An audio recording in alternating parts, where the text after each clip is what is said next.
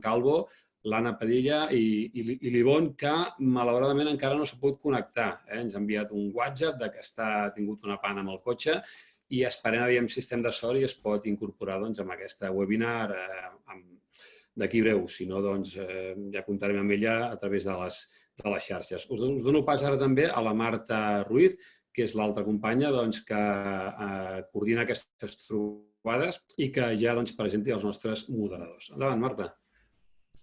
Doncs el que us deia el Manel, tornem a pujar de viatge, Microgestió continua viatjant i ja heu vist, si algú s'ha llegit el text que vam escriure una miqueta amb els col·laboradors que s'han sumat a la nostra proposta, era un viatge de final de curs una mica diferent. Llavors hem decidit això, basar-nos una miqueta en la sorpresa, no us hem volgut amb el Manel i els col·laboradors ensenyar totes les cartes perquè vam pensar que ja n'hi havia prou, hem pensat molt quin era el format més adient, una miqueta trencar amb la proposta perquè poguéssiu sumar-vos.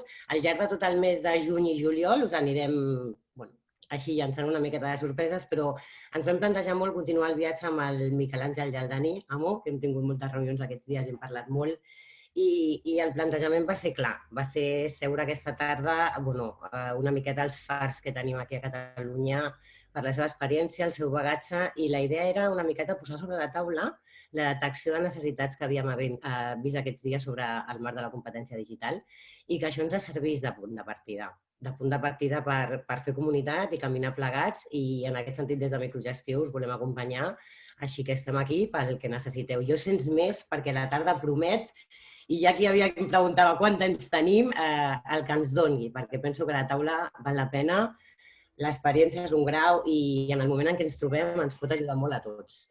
Llavors, jo sens més, que ja sabeu el que parlo, deixo la paraula al Miquel Àngel i al Dani, que seran els nostres dinamitzadors i els nostres guies aquesta tarda.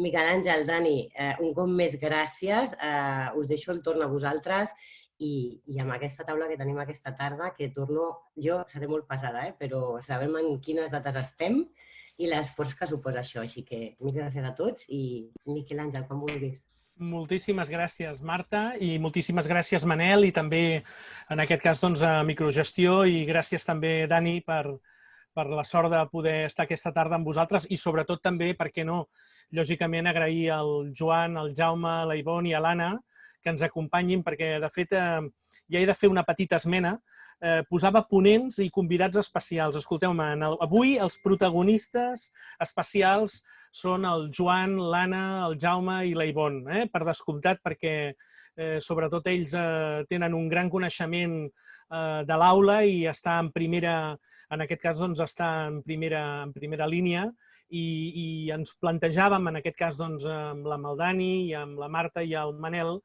sobretot una primera qüestió que ens semblava molt interessant per poder-los demanar, i en aquest sentit plantejar, com us deia també en aquest cas el Manel, que és, durant aquest confinament han passat moltes qüestions pel que fa a competència digital i competència digital docent, i ens semblava molt interessant poder saber exactament ells com a experts TAC, com a persones que dinamitzen, que assessoren, que acompanyen el professorat, exactament què és el que ha succeït, què és el que han detectat, què és el que han identificat, què és el que ha succeït, i preparant una mica entre bambalines en aquest sentit aquesta trobada, els hi vam demanar que ens fessin aquests 5 cèntims d'aquestes identificacions, d'aquestes facilitats, d'aquestes dificultats que ells havien copsat. Tal és així que ens vam dividir, en aquest cas, les dimensions. I, per tant, com vosaltres sabeu, en l'àmbit de la competència digital docent tenim 5 dimensions, que són el disseny i la planificació i implementació didàctica, que em penso que aquesta, qui la feia de vosaltres, el Joan. Per tant, li vam demanar al Joan que primer ell fes una primera batuda al voltant d'aquesta dimensió i la resta pogués, en aquest sentit, comentar-ho. En segon lloc, teníem tot el que tenia a veure amb l'organització i gestió d'espais i recursos educatius. Aquesta, qui la feia? El Jaume. Molt bé. Doncs el Jaume després, ell la presentarà, aportarà també la seva visió i la resta de ponents diran, en aquest cas, la seva. Teníem la de comunicació i col·laboració, que aquesta, l'Anna, ens faria també la seva particular visió sobre què és el que ha detectat, què és el que ha identificat. Tenim la d'ètica i civisme digital, que aquesta la farem, en aquest cas, entre tots. I, per últim, el desenvolupament professional, que li demanàvem a la Ivonne que ens fes aquesta primera identificació de trobada. Jo, sense res més, li passo la paraula al Dani i repeteixo un agraïment molt gran a tots i a cadascun de vosaltres per altre cop haver acceptat estar aquí i en aquest cas acompanyar-nos. Molt bé, gràcies, Miquel, i de veritat, gràcies a la Marta, a en Manel, a Microgestió i sobretot als col·laboradors, Joan, Jaume, Anna, Ivonne, gràcies pel vostre temps, gràcies per també aquesta oportunitat d'estar aquí i de poder, com deia en Miquel, comentar aquests temps que estem vivint i aquestes inquietuds que estan sorgint i totes aquestes vivències i compartir-les i sobretot engranar-ho bé en aquestes competències digitals docents. Tampoc em vull extendre massa perquè el temps que tenim en aquest cas és or i val la pena escoltar en Joan, en Jaume, l'Anna i la Ivonne en aquests 5 eixos i després anem comentant sobre la marxa. Si us sembla bé, donem pas ja a en Joan amb aquest eix de disseny, planificació i implementació didàctica. Ell serà el primer que parli i després la resta de col·laboradors afegeixen els seus apunts. D'acord? Som-hi, va. Us animem a tots, perdoneu, a través del xat podeu anar escrivint opinions, sentiments, sensacions, tot això a nosaltres també ens ajudarà moltíssim, així que participeu a través del xat, que sempre se'ns queda gravat. Quan vulgueu, companys. Doncs bé, bona tarda a tothom i agrair que em convideu per ser-hi aquí. Primer de tot, dir que soc mestre d'infantil primària i us explicaré una miqueta aquesta visió que tinc tant de la meva escola com altres realitats que coneixem i sabem que cada escola és un món. Bé, dir-vos, començaré d'aquesta forma perquè de bon matí, com dic jo, perquè tinc el costum de llegir allò, tots els diaris electrònics. Em vaig trobar amb el següent titular que em va sorprendre molt, que deia els 60 dies de confinament han accelerat 6 anys, 6, la digitalització del món, d'un senyor Nacho Pineda. Bé, jo ben bé no sé si han estat 6 anys, però el que estic segur és que s'ha accelerat aquest temps de confinament pel que fa a la part d'implementació de les TIC s'ha accelerat. I si em permeteu, també, com soc mestre d'infantil primària, i sempre en tira, faria un paral·lelisme amb un conte, el conte del Pere i el Llop. El llop que havia d'arribar, doncs va arribar en aquest cas. El que sí que intentaré durant la meva intervenció és donar una visió positiva, però sempre tot mirant d'un futur proper. En el meu cas, com dèiem, Marta i el Dani, us explicaré les competències digitals docents amb la primera dimensió, d'acord? Que Déu-n'hi-do, aquest és ben clau. El que sí que faré, i us plantejo, ho faré de la següent forma en aquesta intervenció, compartiré amb vosaltres el document perquè aneu seguint, d'acord? Però el que no faré tampoc serà llegir-ho.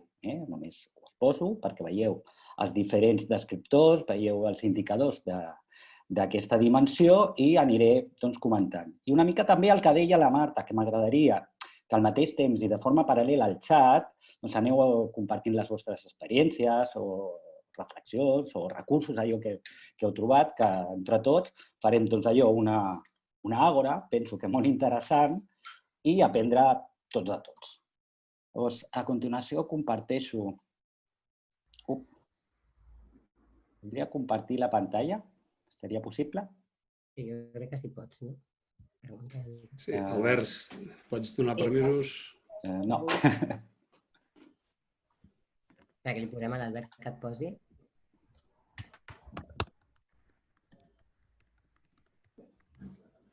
Ja us dic, aniré comentant, o sigui, el sentit no llegiré, òbviament, el que és cadascuna dels indicadors. Ja pots, Joan, ja pots projectar. Sí, ara sí, perfecte. I aniré comentant.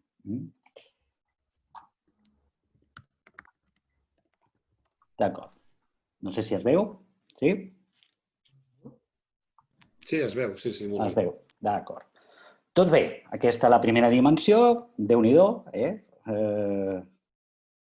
és molt densa, és molt densa. El que sí que és veritat que durant aquests temps de confinament, o durant aquesta situació que hem patit, gairebé, com a mestre, des de la visió de docent, gairebé tothom ha fet servir algun recurs. Algun recurs. I si penseu, en tots els claustres, i de ben segur us vindran cares, podríem dividir-ho a l'engròs, entre aquells docents que són antidigitals, els que estan allà al mig, i els que són, per dir-ho d'alguna forma, els pro. Doncs penso que aquesta situació ha donat que cadascú hagi pujat un esglaó. Penso que hem pujat tots un esglaó, perquè realment ens ha obligat a buscar molts recursos a la xarxa, especialment penso en una primera fase, que una mica ens va agafar tots d'imprevist, i això ens va donar, i en un primer moment, potser, igual és un pensament meu, que duraria no res, o 15 dies com a màxim, però veient que tot s'allargava, en un primer moment, es va buscar molts recursos, d'acord? Recursos ja fets, perdó. Però també sí que és veritat que molts docents, veient com anava augmentant, s'han tirat a la piscina, com dic jo, i han creat els seus propis recursos, ja siguin materials, o sigui, vídeos, o creant videotutorials. A mi m'explicava una companya meva d'infantil, per WhatsApp, perquè també ha anat de bòlit, tots els mitjans, m'explicava que ella s'havia convertit en una youtuber de la quantitat de vídeos que havia gravat per infantil. Sí que és veritat que ens hem adonat, o ho sabem tots, que s'han plantejat, especialment en l'àrea d'infantil, primers cursos de primària, més activitats de tipus audiovisual, d'acord? Per qüestions òbvies. I tots sabem que els nostres alumnes cada vegada més són audiovisuals i no tan auditius. Penso que les TIC han de ser un recurs que amb el temps s'ha de convertir en invisible, ja sigui com un llapis, un bolígraf, o sigui, invisible en el sentit de fer-ho servir, que sigui una cosa tan quotidiana que s'esdevingui una cosa invisible. Però el que tinc molt clar que un recurs TIC en cap moment ha de ser el fi, sinó només ha de ser el mitjà per aconseguir aquella fita, vull aconseguir aquell contingut, aquella cosa específica. Això pel que fa a aquest primer descriptor. Pel que fa al segon descriptor, el de selecció de recursos digitals per al disseny d'activitats i planificació didàctica, tots sabem que hem hagut de buscar molts recursos, com us comentava abans, ja siguin webs, ja siguin PDFs, projectes amb xarxa educatius, buscant vídeos i activitats interactives, per exemple, un EducaPlay. Però el que sí ens hem trobat que moltes vegades hem hagut de forçar que aquestes activitats que ens plantegem a classe fossin a l'inrevés, o sigui, que s'havien de basar en aquell recurs, en un primer moment, en aquell recurs que jo havia trobat. Quan el que us comentava abans, o sigui, jo vull treballar un contingut, doncs buscaré un recurs, buscaré una pàgina web, crearé tot depenent del contingut que vulgui treballar. Però en un primer moment penso que ens vam veure obligats a fer això. Però el que sí que és veritat que aquesta situació ha donat és que ho hem provat in situ. És una d'aquelles coses positives. Tots sabem que algunes coses han funcionat i d'altres no. També ha estat un procés d'aprenentatge també com a nosaltres, com a docents, penso. I també a la vegada, i penso que és molt interessant, ens ha obligat a fer, en temps rècords, a més, diria, una revisió dels objectius d'aprenentatge. Hem hagut de fer una selecció. Quins són aquells objectius mínims perquè passin de curs? I penso que és una cosa que ha estat positiva. Penso que sí. En aquest tercer descriptor, el de la incorporació de les tecnologies, òbviament, nosaltres com a docents hem de saber els recursos que disposem a l'escola. però a la vegada també ens ha obligat a fer l'esforç de pensar quins eren els recursos que tenien a casa les famílies. D'acord? Per exemple, ho dic, en el meu centre, què hem fet? Quines han estat les plataformes o els espais que hem hagut de crear en alguns casos? Mireu, us explico ara, de P3 fins a quart vam crear, basat en web, vam crear Genialist. I allà anàvem penjant tots els recursos que anàvem entrant i tal. Sí que és veritat que a infantil principalment vídeos, les senyors youtubers, com deia abans.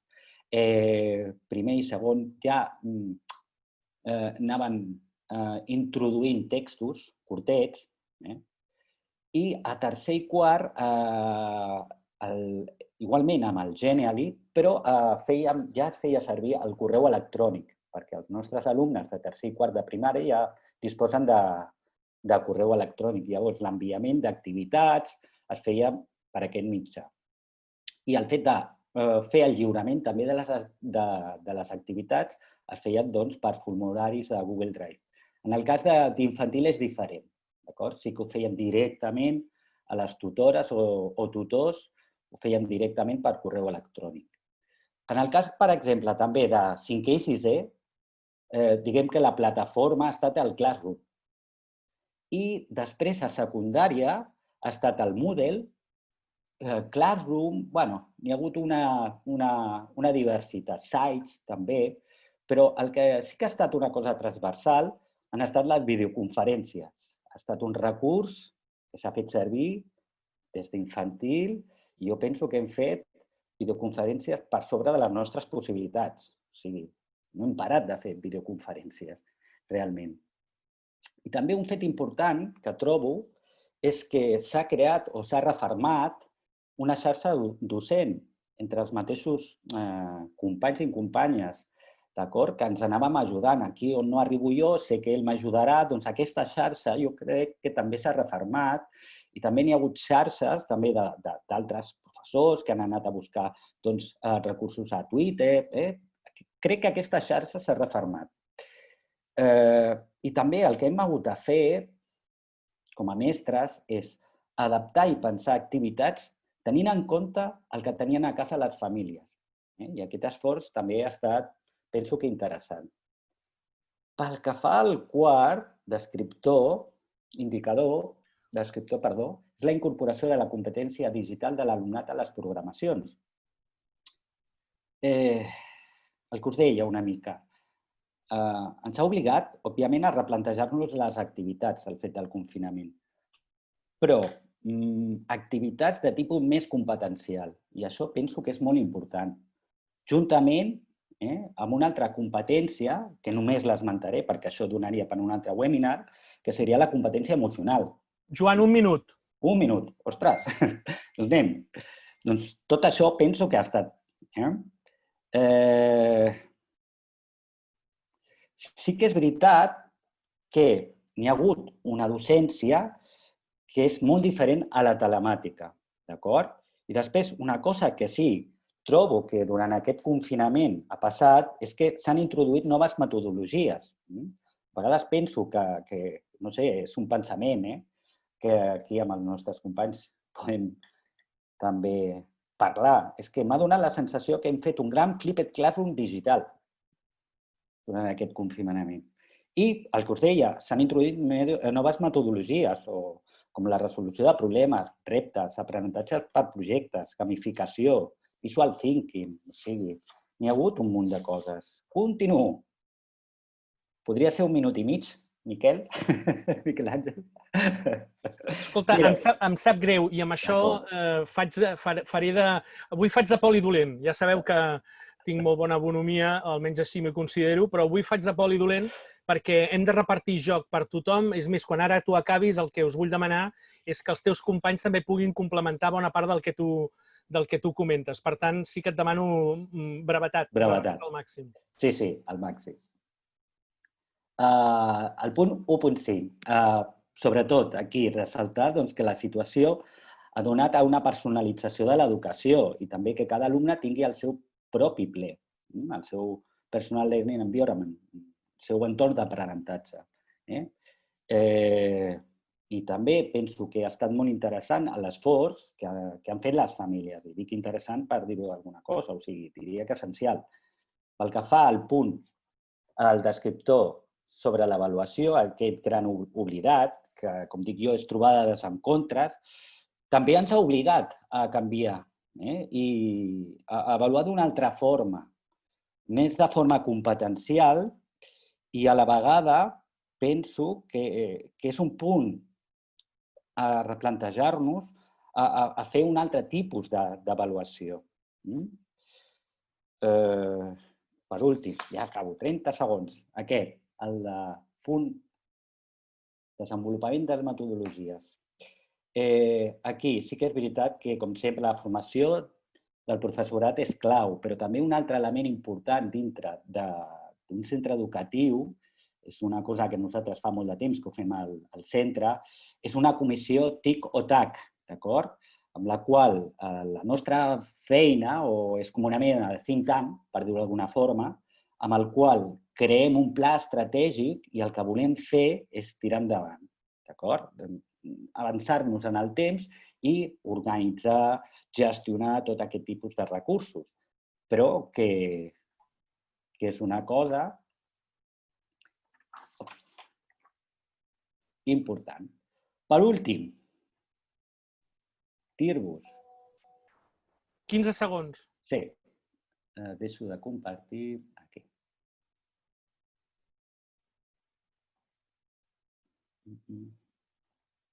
Ara, per fi. Només ja per acabar, com a cluenda. Penso realment que és un moment clau, un punt d'inflexió en l'educació, amb el qual hem de donar prioritat a l'aprenentatge més competencial, una redefinició de continguts, una implementació de les noves metodologies que l'hem fet i repensar també aquesta avaluació, que ha de ser molt més coherent respecte a una educació competencial i a la vegada tot dintre d'un nou marc educatiu. Penso que no ho hem de desaprofitar i és una bona oportunitat i ara la tenim, aprofitar aquesta oportunitat. Gràcies. Molt bé, Joan, moltíssimes gràcies. Vosaltres. Moltíssimes gràcies. Escolteu, la resta, per complementar una mica l'exposició del Joan, sí que caldria que poguéssiu fer algun tipus de qüestió ni que fos algun titular breu de què és allò que heu trobat a faltar, en aquest cas, al llarg d'aquest confinament, al voltant de què és allò que necessiten els professors, els mestres. És a dir, si haguéssim de pensar en una possible formació, sobretot en disseny, planificació i implementació didàctica, en què hauríem d'estar pensant? Com ho veieu? Quins titulars, en aquest cas, podríeu afegir i complementar a l'exposició del Joan? Breument, si us plau. Comencem, almenys per la graella que jo tinc, ja em disculpareu. Jaume.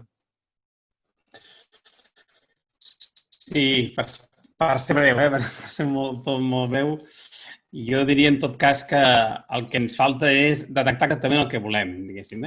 La situació aquesta ens ha creat molta incertesa i el Joan ens explicava i ella apuntava al final l'avaluació i aquesta competencial, que sabeu que a mi l'avaluació és un tema que em preocupa molt en aquest sentit. Però jo crec que ens ha de servir, i és el que no hem fet encara, és marcar els objectius on volem anar. Ens hem trobat amb un fregau aquí al mig que no sabíem què fer, però tenim clar els objectius que hem d'aconseguir. Ho deixo aquí, diguéssim. Jo crec que no. El que ens cal ara justament és, perfecte, marquem aquests objectius i marquem el camí per anar-hi. I no fem emergència i prou, que és el que hem fet fins ara, que està molt bé, que ens n'hem sortit superbé, però no n'hi ha prou. Molt bé. Anna. Jo, un titular molt ràpid. Assessorament. Necessitem molt assessorament de com treballar online. Hem treballat amb els alumnes en tot el tema de competència digital, però a l'aula, nosaltres havíem treballat a l'aula i online no havíem fet gran cosa. Sí, compartíem moltes coses, molts documents, però no havíem treballat tot el tema online. Llavors, jo crec que una part importantíssima seria l'assessorament. Assessorament per part de persones enteses en tot això i que ens poguessin assessorar com fer l'avaluació de tot això, perquè també has parlat, el Joan parlava de l'avaluació, jo crec que és molt important. i que no estem acostumats, els professors que estem al dia presencialment. No? Per mi el titular seria aquest.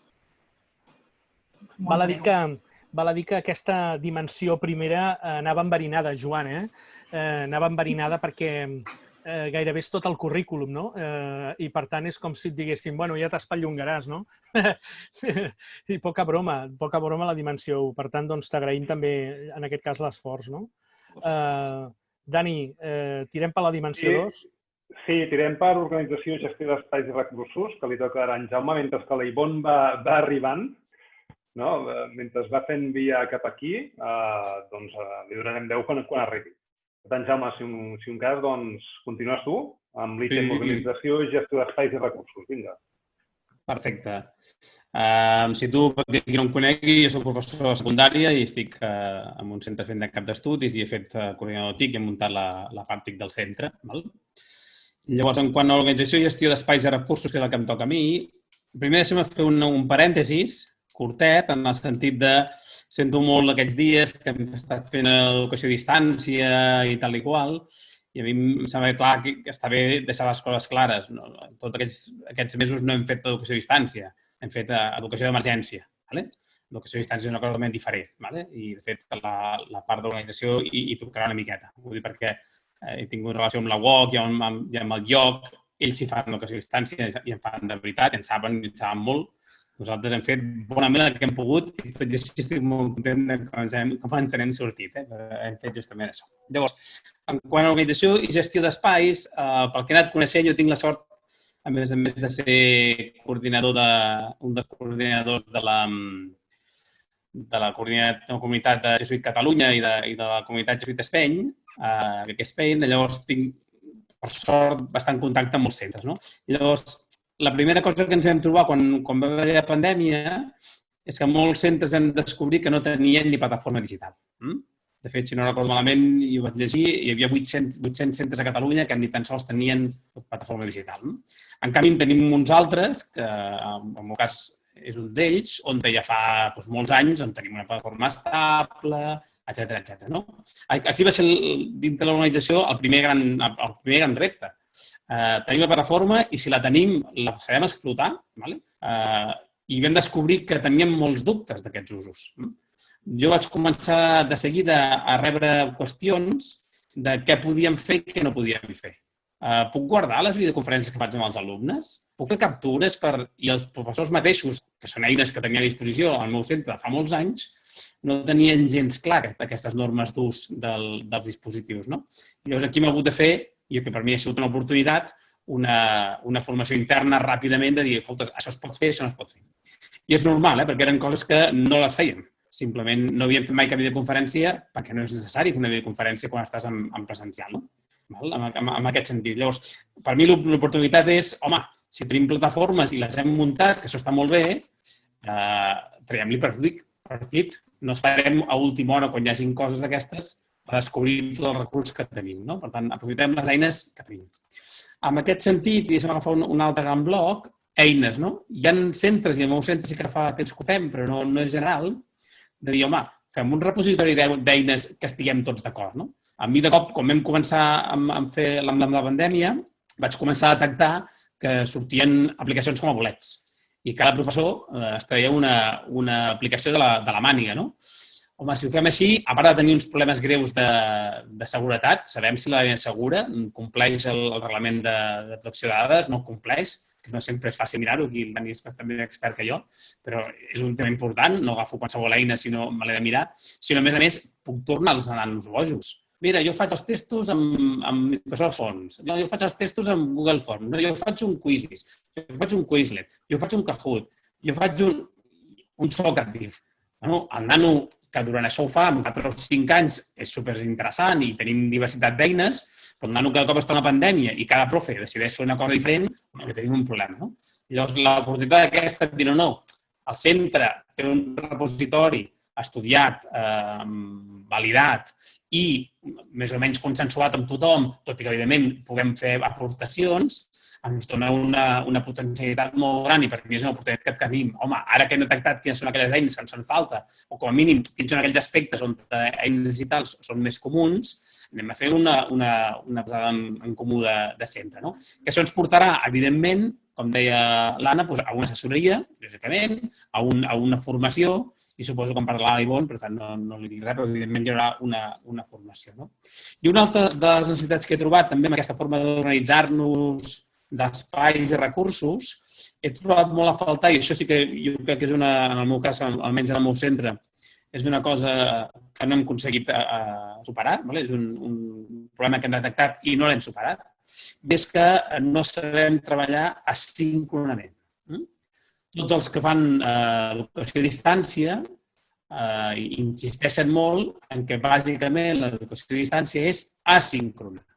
Fem servir les videoconferències molt puntualment. De fet, si aneu a la UOC és molt difícil fer una videoconferència amb el tutor. És una cosa relativament excepcional. No fem videoconferències cada setmana perquè la potencialitat, justament, de que cadascú està a casa seva és aquesta asíncronia.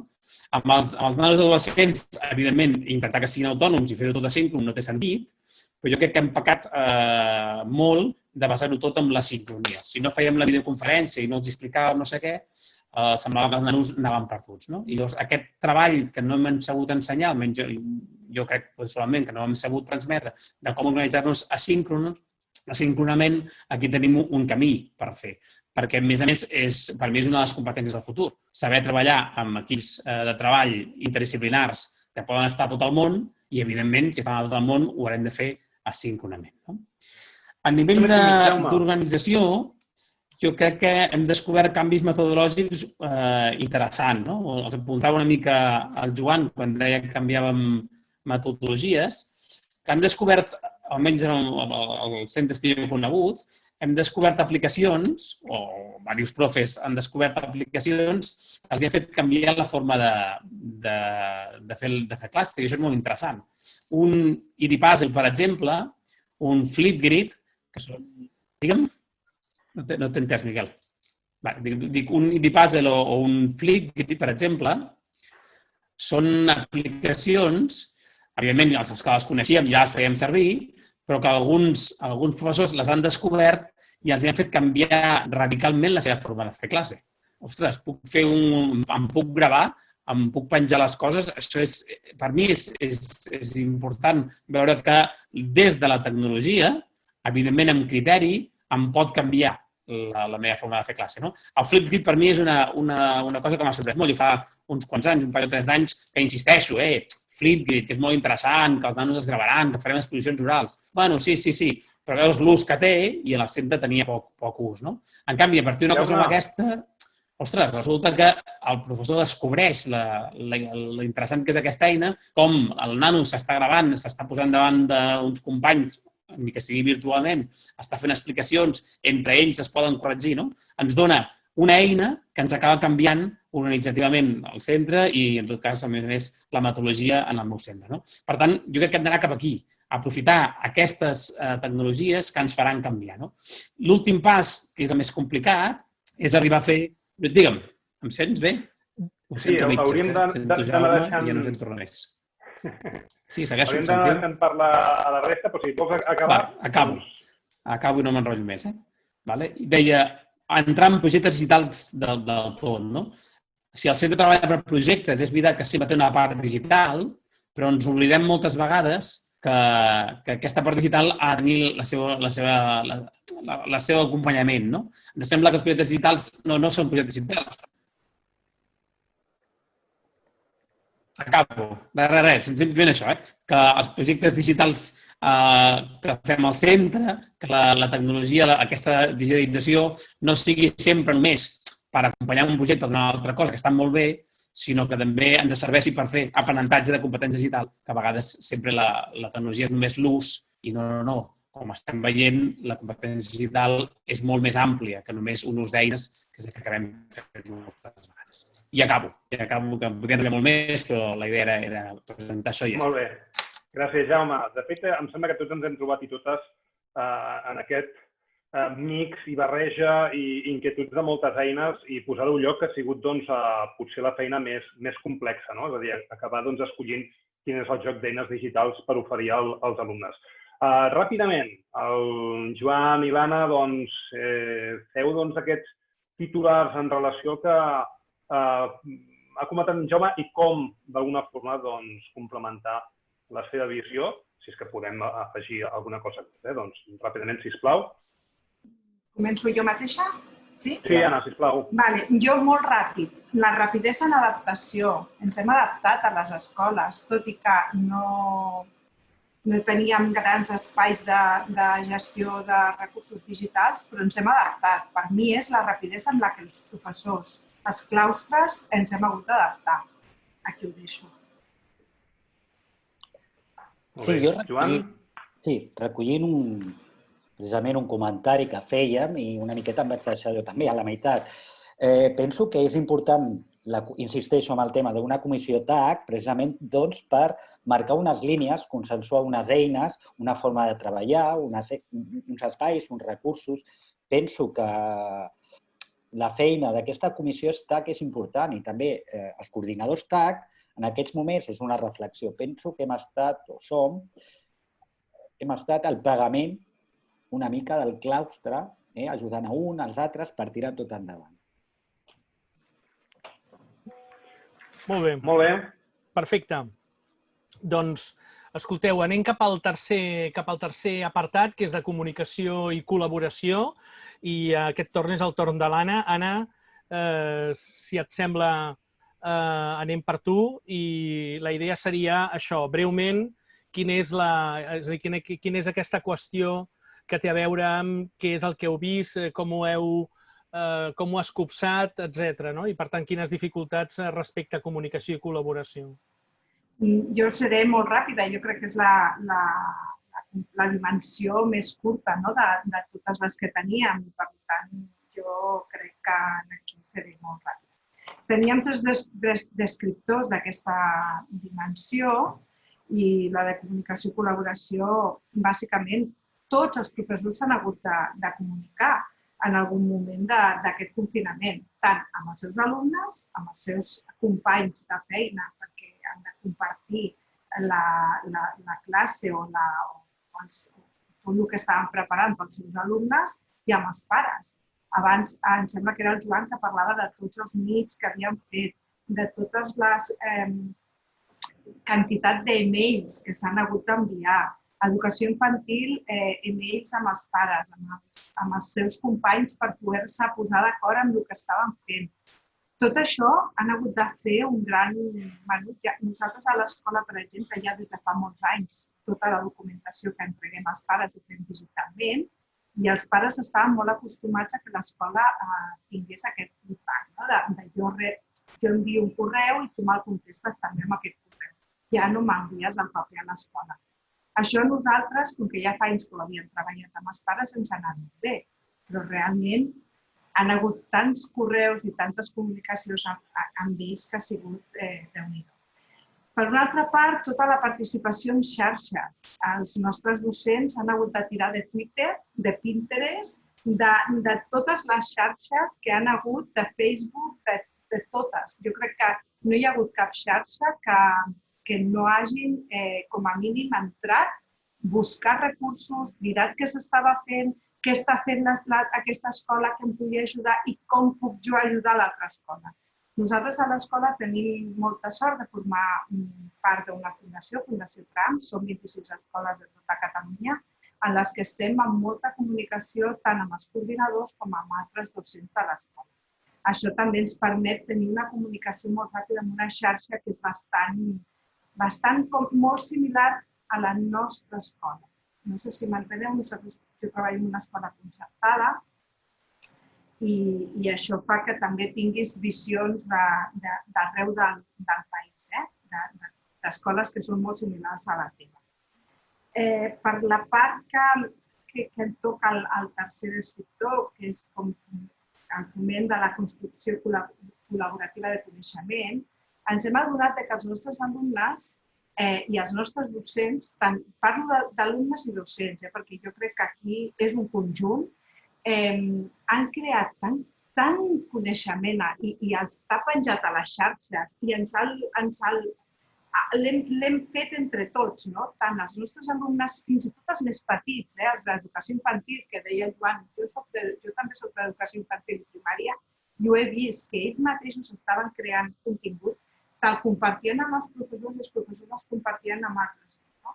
Jo crec que ha sigut aquest confinament jo crec que ha estat positiu, molt positiu en el tema competència digital, no en altres coses, perdoneu, ara estem parlant de competència digital, perquè ens ha fet accelerar el procés, és el que el Joan deia, no? I amb el tema de comunicació i col·laboració ens ha anat ideal. També us haig de dir, que suposo que parlarem més endavant, el tema de drets d'imatge dels alumnes que s'han hagut de tenir en compte i que el tema de comunicació nosaltres, per part de l'escola, ho hem tingut sempre molt en compte perquè tenim una assessoria al darrere que ens ha dit això ho podeu fer, això no ho podeu fer. Llavors jo crec que aquí també és molt important. Jo per part meva, jo crec que ho he dit tot molt de pressa, però perquè pugueu intervenir també el Joan i el Jaume, per tant. Moltes gràcies, Anna.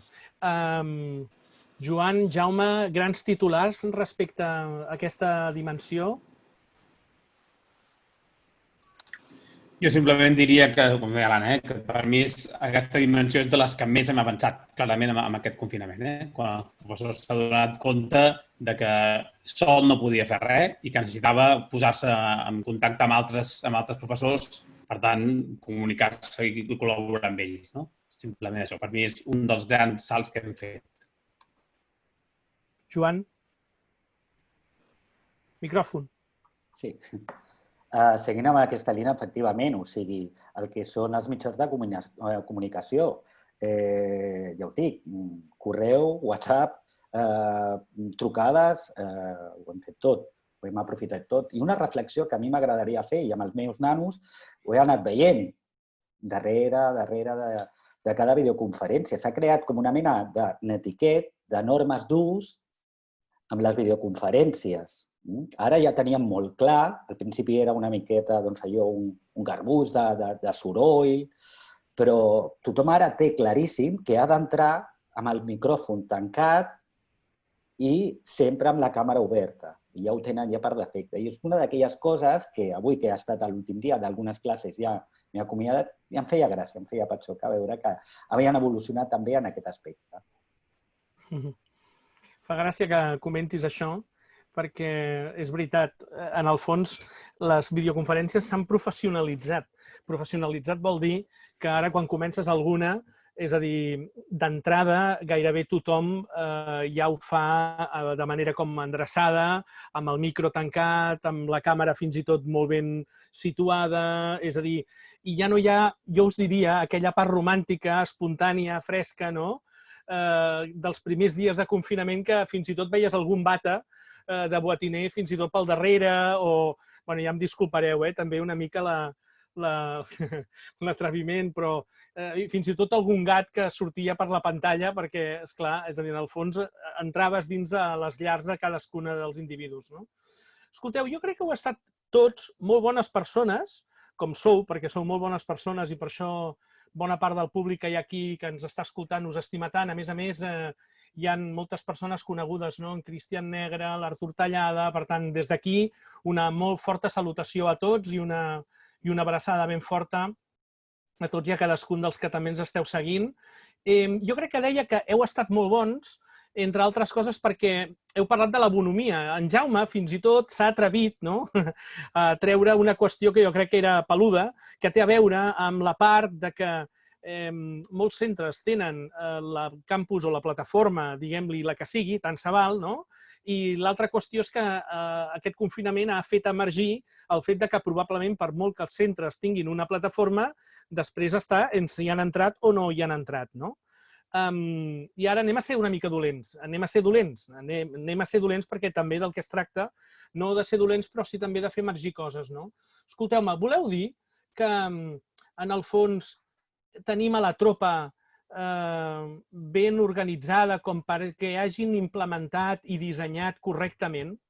Voleu dir que saben organitzar amb recursos digitals voleu dir que saben moure's amb una certa destresa, amb comunicació i col·laboració, i ara encetaríem, i repeteixo que obro la capsa de Pandora, que no era una capsa, una àmfora, obro la quarta dimensió, que és l'ètica i civisme digital. I aquí us convido a tots, d'alguna manera, a poder-hi posar cullerada. Tot el que té a veure amb la destresa i l'habilitat i la competència, quan parlem de la part més d'ètica i civisme, d'estar desconnectat. És a dir, hem sabut desconnectar, perquè una part de competencial també de la competència digital és també saber desconnectar, no saber només moure'ns amb els aparells. Hem donat eines com perquè els nanos, infants, adolescents sàpiguen desconnectar, i ara encara seré més dolent. Hem ajudat en aquest civisme digital a famílies? Els hem acompanyat? L'escola ha tingut aquest pont de civisme digital de cara a com havia d'acompanyar els seus fills? Perquè jo crec que és just dir-ho, això. Perquè també és tasca de l'escola. I crec que si no ho diguéssim, estaríem falsejant, segons com, o no treballant al voltant del que també vol dir ser escola. Per tant, com ho veieu? Hem ajudat a que hi hagi un ús segur, responsable, saludable, crític.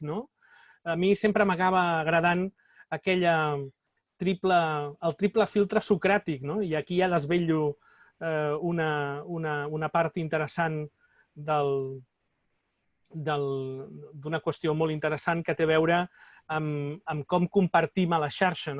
Sòcrates deia que sempre que hagis de compartir alguna qüestió a la xarxa, intenta que sigui, en primer lloc, que sigui veritat, en segon lloc, que sigui bo, i en tercer lloc, que sigui útil. Aquest és el triple filtre socràtic.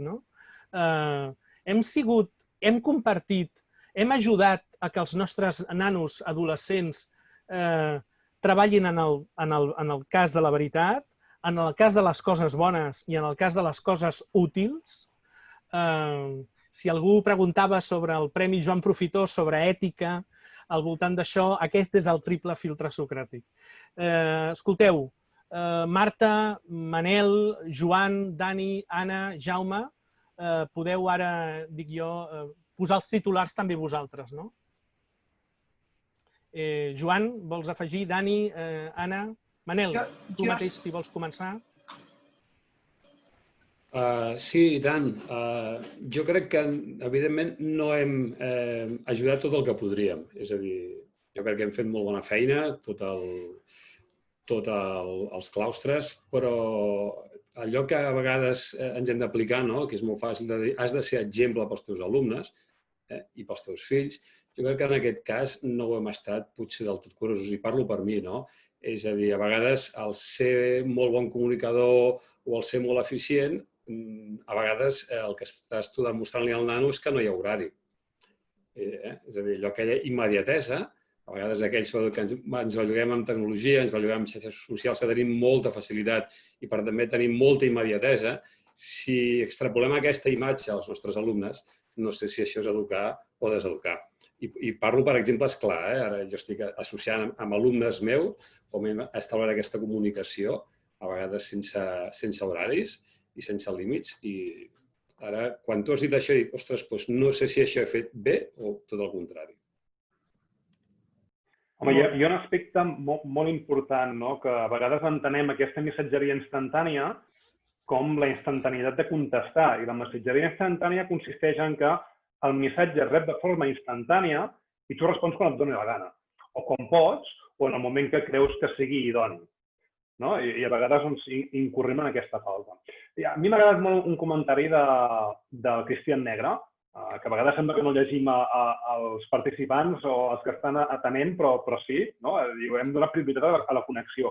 Jo des de la vessant de privadesa m'ha donat aquesta sensació. És a dir, convé ara oferir una sèrie d'eines perquè tot funcioni i després ja ens preocuparem d'altres aspectes. Però primer salvem la situació i després ja construirem. M'ha fet molta gràcia, Anna, perquè hi ha hagut un punt del Miquel on tu has bufat. on has bufat, no? Que era l'ús aquest de tantes eines, potser, o de tot aquest engranatge de tecnologies, no? Em fa gràcia doncs, que comencis tu, no? Dins dels col·laboradors, perquè t'hagis bufar, dir que l'Anna ha de dir alguna cosa o ha de treure de dins. A veure, jo crec que parlar dels horaris, no? Del tema horaris, que hem estat... tu els hi has deixat als professors tot un ventall de coses que havien d'investigar. Jo ara parlo més del docent, que havien d'investigar, que hi havia moltíssimes aplicacions per descobrir i que els professors no tenien hores per fer-ho, perquè era la immediatesa, no? Era, ara haig de fer això, ara haig de fer l'altre, ara haig de fer l'altre. Llavors, anaven a tope, jo sempre ho he dit, no? I a l'aturar-se. Llavors, nosaltres a l'escola ens vam adonar, per exemple, que no teníem horaris i que, a veure, atenció, posem uns horaris, posem unes pautes. Impossible, impossible, va ser impossible.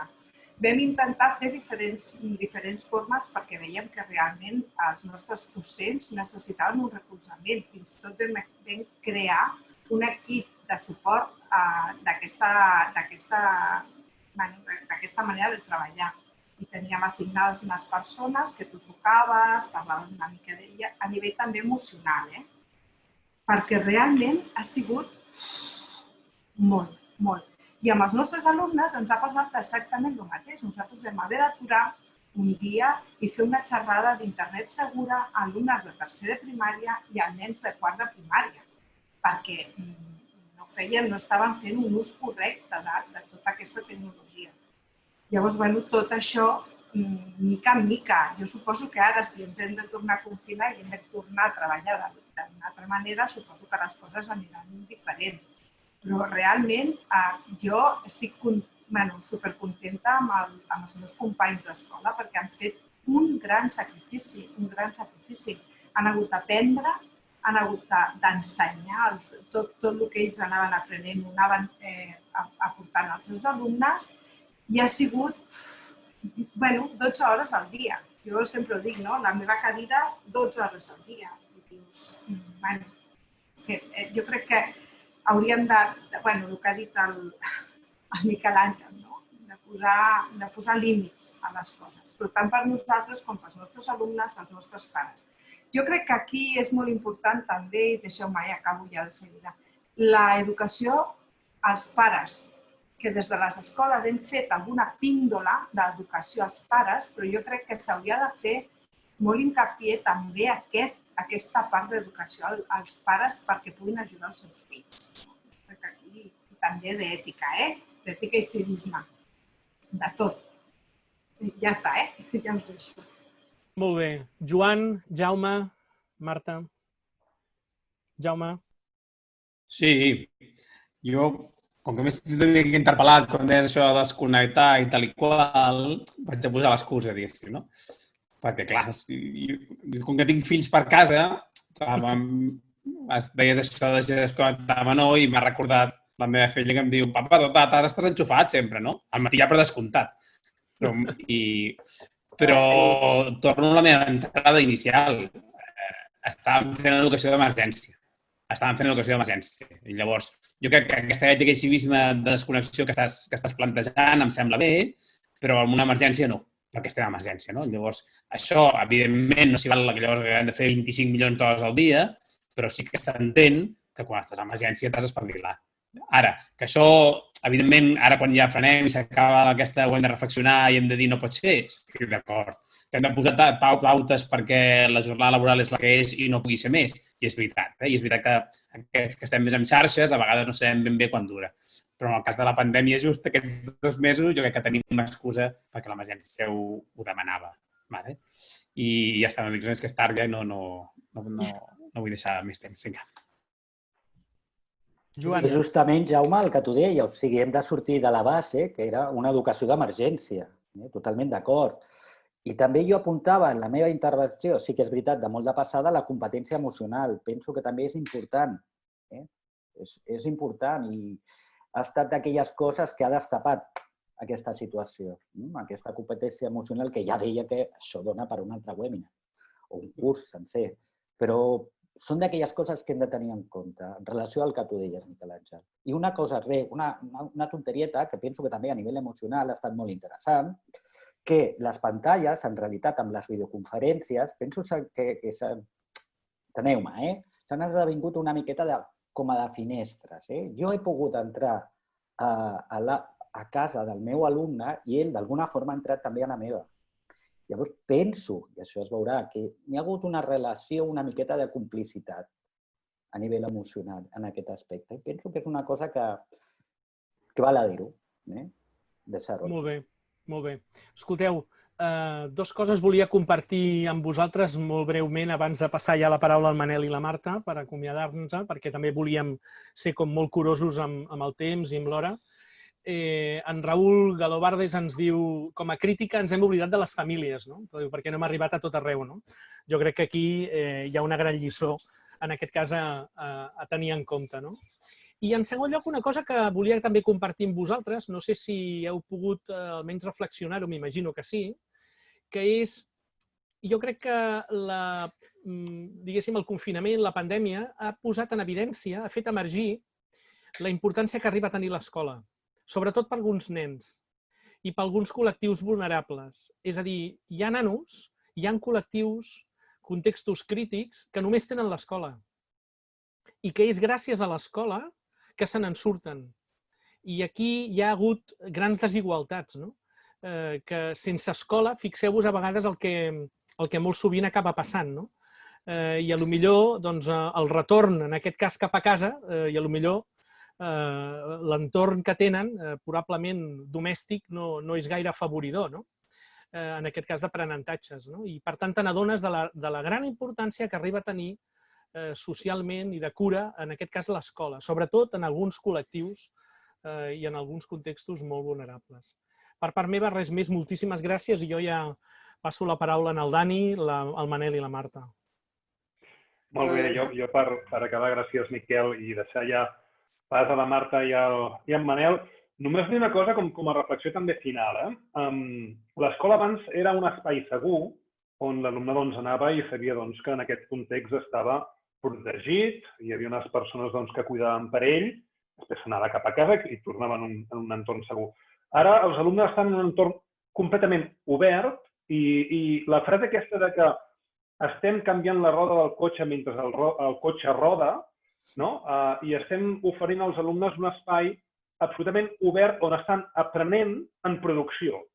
I potser hauríem de començar a plantejar-nos espais protegits, no tan oberts en el núvol, i aprendre en espais més privats i tancats. I el debat aquest potser de l'ètica, privadesa i en compte, potser minvaria i entraríem en un espai més segur i no tan obert, que a vegades hi ha alumnes que, com deia Anna, hem d'anar corregint, i més val corregir-lo en un entorn protegit que en un entorn on t'escolten totes les persones. Marta, sisplau, o Manel, jo ja... Sí, a mi, si em permeteu, abans de, en tot cas, passaré la paraula a la Marta perquè tanqui aquesta trobada, però sí que m'agradaria una miqueta de matisar dues coses. I una és contestar al Raül, que ell no tindrà possibilitat de rèplica aquí en directe, però jo no estic d'acord. No estic d'acord que ens haguem oblidat de les famílies. Si més no, els perfils que estem aquí, que justament és un perfil TAC, sí? És a dir, segurament som els coordinadors TAC dels nostres centres o tenim un equip, com deia el Joan, una comissió TAC al nostre centre. Jo crec que hem estat pendents de tota la comunitat i en molts casos també per les famílies, sigui per dificultats, per falta de coneixement, etc. I hem estat molt a sobre. És a dir, després també és veritat que el món educatiu és molt variable i podem trobar moltes situacions, però jo crec que, i aquí estem una representació molt variada de centres educatius, jo crec que des dels equips TAC hem estat al peu del canyó i en peu de guerra, justament perquè, com deia el Jaume, ha sigut una situació d'emergència. I també m'agradaria, abans de tancar, que jo crec que el que ha fet evident, que tots ho sabem, però jo crec que s'ha de remarcar, és que aquesta situació també ha posat més a la llum la segregació des del punt de vista digital que encara tenim al nostre país. I això és un fet greu i que crec que hauria de ser una de les lliçons que hauríem d'aprendre com a país i com a comunitat educativa per mirar de solucionar el futur. què dir, Jo només em quedo, mira, el Joan ho ha dit, no? Amb la paraula oportunitat. O sigui, tot el que he dit és cert. Els que hem viscut des de casa, jo vaig deixar d'estar a l'aula activa justament al gener per passar a formar de la part educativa de microgestió. Jo he viscut des de la barrera d'una manera terrible. Ha estat un viatge emocional i com a mare, jo penso que amb el Dani, amb el Miquel Àngel, amb el Manel hem compartit quasi més la visió de pares, no? De dir, i com a mestres, o sigui, ha estat com molt viu a nivell emocional, i ho dèieu tota l'estona. Jo penso que és una oportunitat perquè tothom, ja al marge de la competència digital, aquest concepte de ciutadania digital que som tots, i és un moment extraordinari per implicar-nos tots de manera activa. I no ens queda un altre que aprendre ensenyant. O sigui, aquí anirem de la mà i incloure en aquests plans... L'Anna ha dit una cosa, no? Has parlat d'assessorament més que de formació. Penso que això que ha passat als profes també, aquesta autonomia docent de saber buscar tot el que hi ha penjat. Jo ho he dit, s'ha catalitzat ara, però ens hem de quedar amb això i incloure més assessorament que tanta formació. O sigui, està tot penjat. Si ens ho dèieu al febrer, d'acord, però ara, després del que ha passat, el que hem llegit i que hem de passar a l'acció i ser equips, incloure famílies i tots els agents educatius. Mira, en Quim Cullell, que també, com a direcció de l'escola de la Miquela Bascanó, ha entrat aquesta tarda i posa una frase que diu «L'escola és el mirall de l'entorn», que em sembla fantàstica per acabar avui. Llavors, nosaltres, des de la microgestió i amb vosaltres hem estat parlant moltíssim i hem aprofitat no per llançar moltes propostes de formació, perquè era una qüestió ètica. Com el Manel ho deia, és que què volem llançar més si hi ha de tot? Ara sí, per replantejar-nos tot aquest assessorament i aquest acompanyament amb equips interdisciplinaris que ens donem la mà i podem sortir d'aquí. I penso que no és només els docents. O sigui, educar som tots i penso que ens hem de donar la mà i tirar endavant. D'aquí la proposta d'aquesta tarda i que comença ara i que espero que no acabi i sumem entre tots. Jo per la meva part, Manel...